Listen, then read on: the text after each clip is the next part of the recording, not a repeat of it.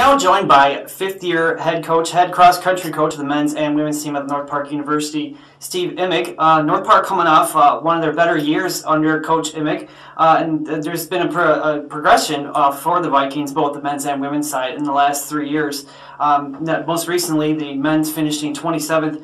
The women's finishing 27th at the 2014 NCAA Regional, and the men finishing 30th at the NCAA Regional last year. So, Steve, now going into your 5th season now as the head coach of the Vikings men's and women's cross-country team, what is your expectations now for the 2015 season? Yeah, Kevin, we very much want to continue the forward progress that we feel like we've made. From 5 years ago, and I can't believe I've been here for 5 years in some ways, but every single year the goal has been to try and take a big step forward, and I really felt like last year it was almost the first time that I just felt like we like at the conference championships, for instance. I mean, we were very much in the heart of that race. And that was just it was a huge step for our program, and so we want to continue that progression, and hopefully, as we think about this season, we have raised expectations once again on the men's and women's side, and we'll certainly do our best to keep raising the bar there. So touch a little bit more on what you guys were able to do at conference last year. Men finished in 7th in the conference. They were up 93 seconds from the previous season, while the women's team was up almost 3 minutes from what they did faster in 2013. Talking about just what that means just overall as you guys continue to make that progression and building a foundation for the program.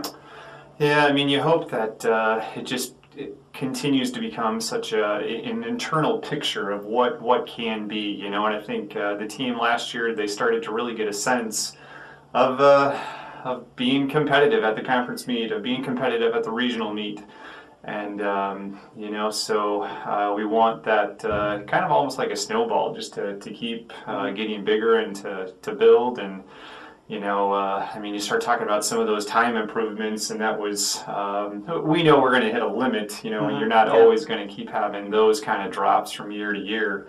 But I think on both sides, it's not unrealistic to think that some big jumps are once again coming, hopefully this fall. Talking about let's touch first on the men's team. You guys returned 4 out of the top 5.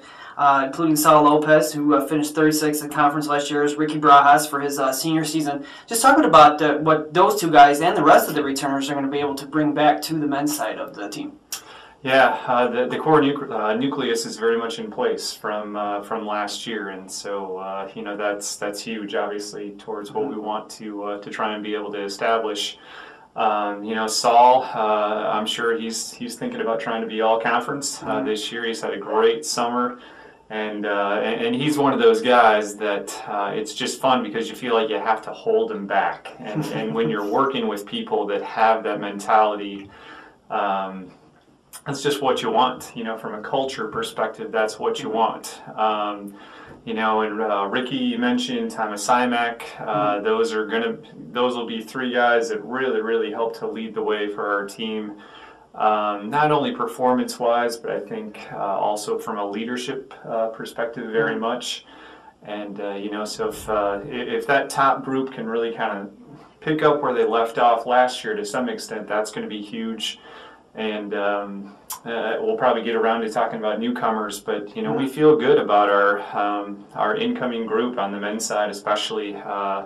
Just there's more talent there than probably what we've had, certainly in my time, and there's 4 or 5 impact guys that really could step in from day one and just help that group immensely. So it's fun to kind of start to think about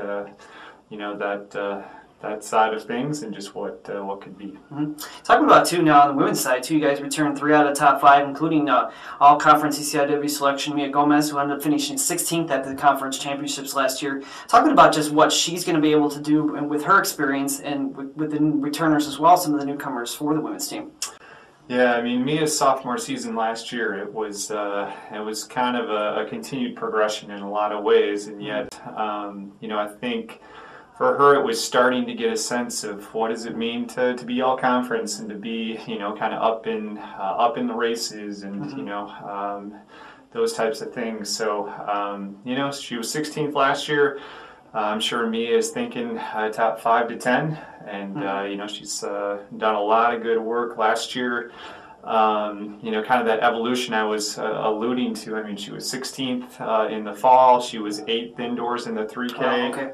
And then she was 5th in the 10K outdoors. And, so I think that confidence is continuing to develop as well. Kathleen McCarrick and Zoe Larson, with those three, I mean, that's a formidable top 3 is what we feel like for us to continue as a program.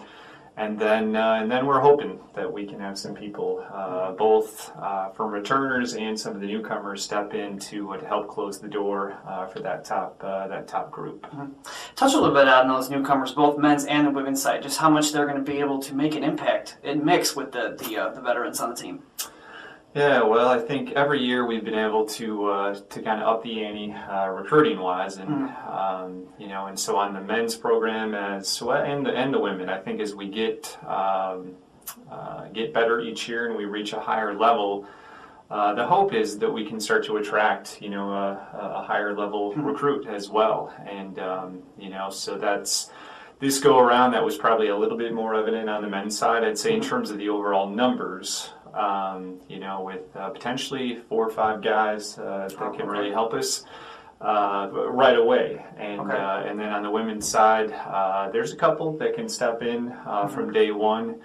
But I think with everybody, the goal is always development, and so people stepping in, and if they can't help us from day one, great. But also the idea of developing distance runners and from season to season, we want to really just help individuals progress, and when they're progressing individually, then that certainly collectively makes us a much better team.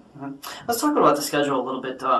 You guys going to be competing at the Brisbane Lundin Invite in Rock Island on September 25th. It's also going to be the same site that is the NCAA Division III Regionals on November 14th. You think it's going to kind of give you guys a competitive edge now that you guys are going to be able to see that course, leading up to the NCAA Regionals, as well as you guys are going to be at UW Parkside. Just talking about those 2 races in particular, then just the schedule overall.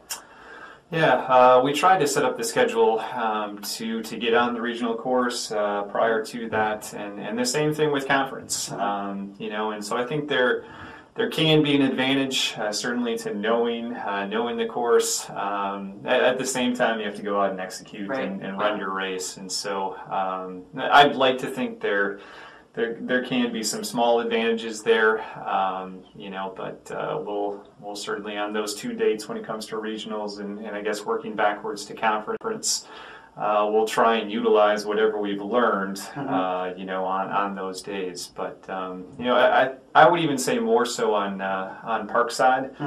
Parkside is true cross country, and so sometimes. You can be on a golf course and have gentle hills, I would say, but Parkside is, it's true cross country, kind of tough hills, and and so we wanted to get the team on that course early, and just to be thinking about really being ready for conference. So. Okay. Well, thanks so much, Steve, for taking the time today, and we wish you guys the best of luck in the 2015 season. Thank you. Okay.